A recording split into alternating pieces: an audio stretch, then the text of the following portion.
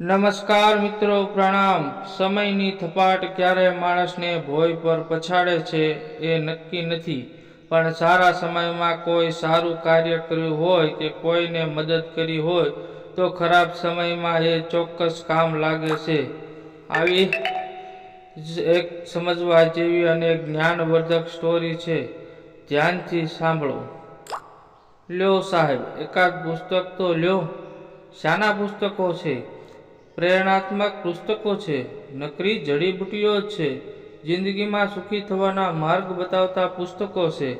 લ્યો સાહેબ, માંડ 13-14 વર્ષનો હોય તેવો છોકરો છે, ફાટેલું ખમીસ છે ને એવો થીંગડાળો લેંઘો છે, લાગે છે સાવ ગરીબ ઘરનો।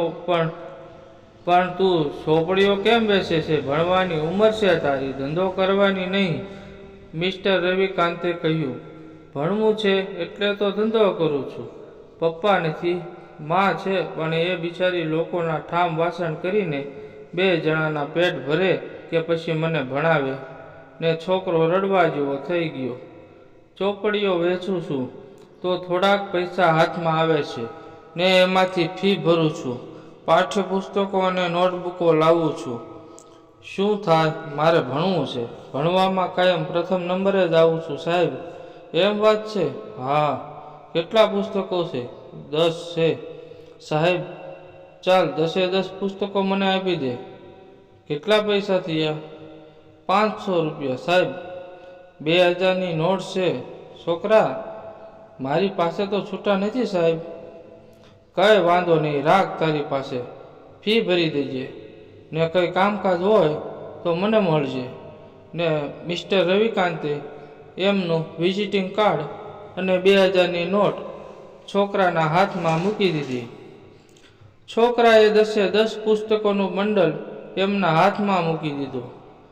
છોકરો તો થઈ ગયો રાજી રાજી, આજે તો સુધરી ગઈ ભણતરની બાજી।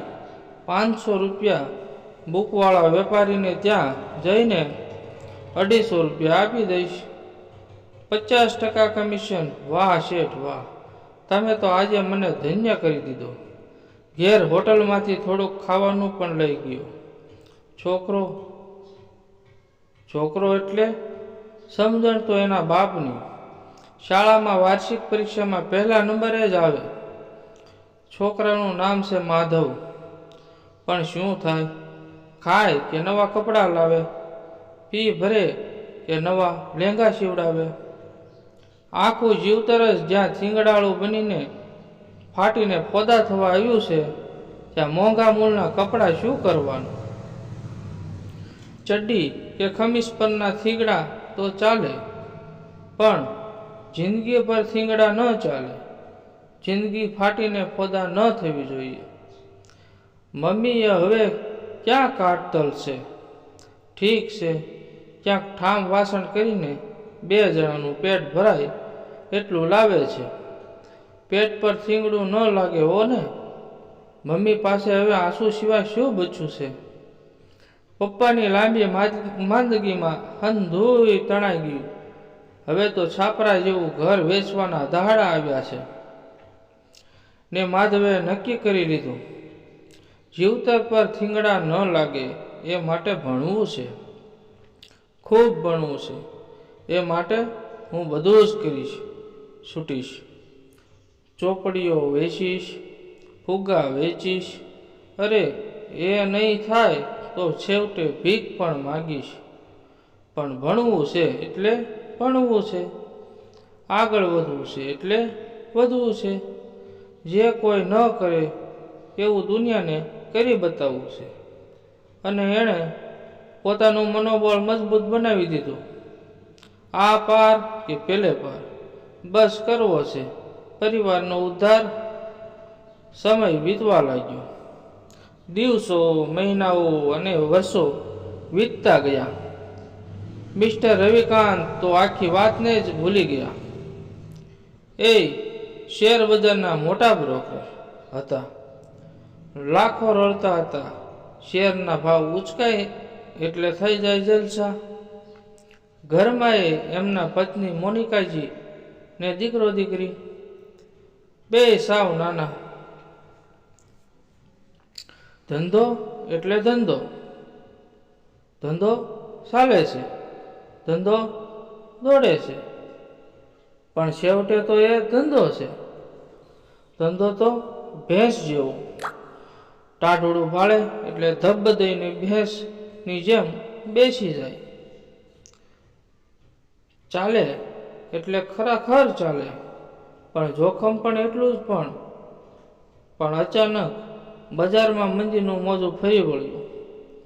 શેઠ બજારની ભેંસ પાણીમાં બેસી ગઈ ને બધું જ જતું રહ્યું. પ્રત્યે ડૂબી ગયું. પૈસાને મંદી ખાઈ ગઈ. મિસ્ટર રવિકાંત સાવ પાયમાલ થઈ ગયા.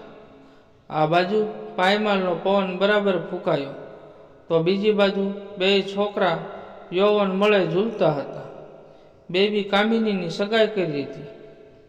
એ વેવાય ઉતાવળ કરી રહ્યા હતા. જલ્દી કરો, અમારો દીકરો ધવલ 27નો થયો, સરસ નોકરીએ પણ ચડી ગયો છે.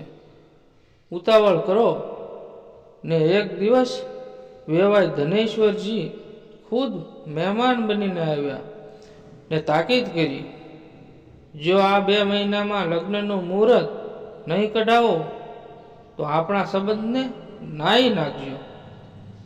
આપણી નાતના કન્યાના પિતાશ્રીઓ આંગણા તોડે છે ને જમીને એ જતા રહ્યા. આ બાજુ ખૂબ મહેનત કરીને ખૂબ આગળ વધી એક કંપનીમાં જોડાઈ અને શેઠના મરણ પછી કંપનીનો સર્વેસર્વા બની ગયેલા માધવે પોતાની મમ્મીને ફોન કરીને વિઝિટિંગ કાર્ડમાં લખેલા સરનામાવાળા મિસ્ટર રવિકાંતના હાલ જાણવા ભલામણ કરી. રવિકાંતજીએ આપેલું વિઝિટિંગ કાર્ડ હજી એણે સાચવી રાખ્યું હતું ને એની નકલો પણ બનાવી રાખી હતી.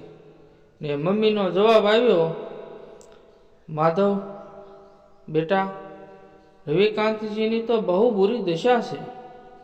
શેર બજારમાં ભયાનક મંદી આવતા તેઓ બધું જ ગુમાવી ચૂક્યા છે. એમની દીકરીના લગ્ન લીધા છે. આવતી 15મી ફેબ્રુઆરીએ એમને ત્યાં લગ્ન છે. વેવાઈએ દહેજની માગણી કરી છે, પણ ક્યાંથી પૂરી કરે એ માગણી? રોડ પર આવી ગયા છે રવિકાંતજી. આખરે ઘરને ગીરવે મૂકી પૈસા લેવાનું વિચારી રહ્યા છે.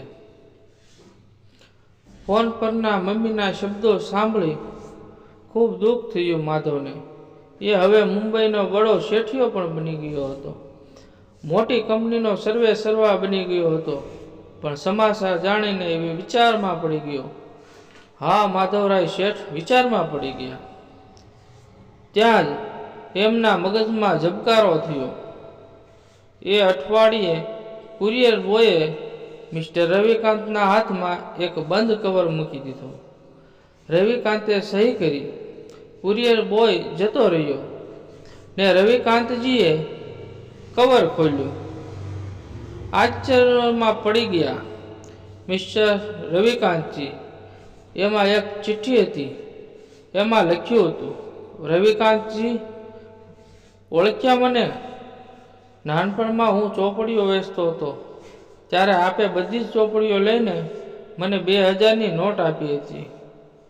હું ભણ્યો ને અત્યારે હું મુંબઈમાં એક મોટી કંપનીનો માલિક છું. સાંભળ્યું છે કે 15મી તારીખે બહેન કામિનીના લગ્ન છે. એ માટે અલગ ચેકથી ચાંદલો મોકલ્યો છે. સ્વીકાર કરશો જી, અને મૂંઝાશો નહીં. હું બેઠો છું ને માધવ? હા, જોડે ₹25 લાખનો ચેક પણ બીડેલો છે. લગ્ન દિવસે માધવરાય શેઠની વૈભવી કાર પણ આવી પહોંચી. માધવ બહાર આવીને રવિકાંતજીના પગે પડ્યો. પછી કામિની પાસે ગયો. તેના માથે હાથ મૂકી બોલ્યો, બહેન, તારો વીરો આવી ગયો છે.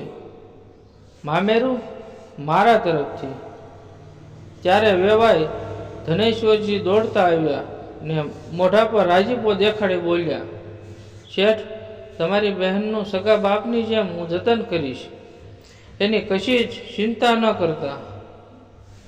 મિત્રો, આ સ્ટોરી વિશે તમારો પ્રતિભાવ અવશ્ય આપજો.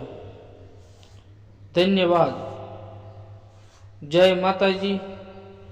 રાધે રાધે.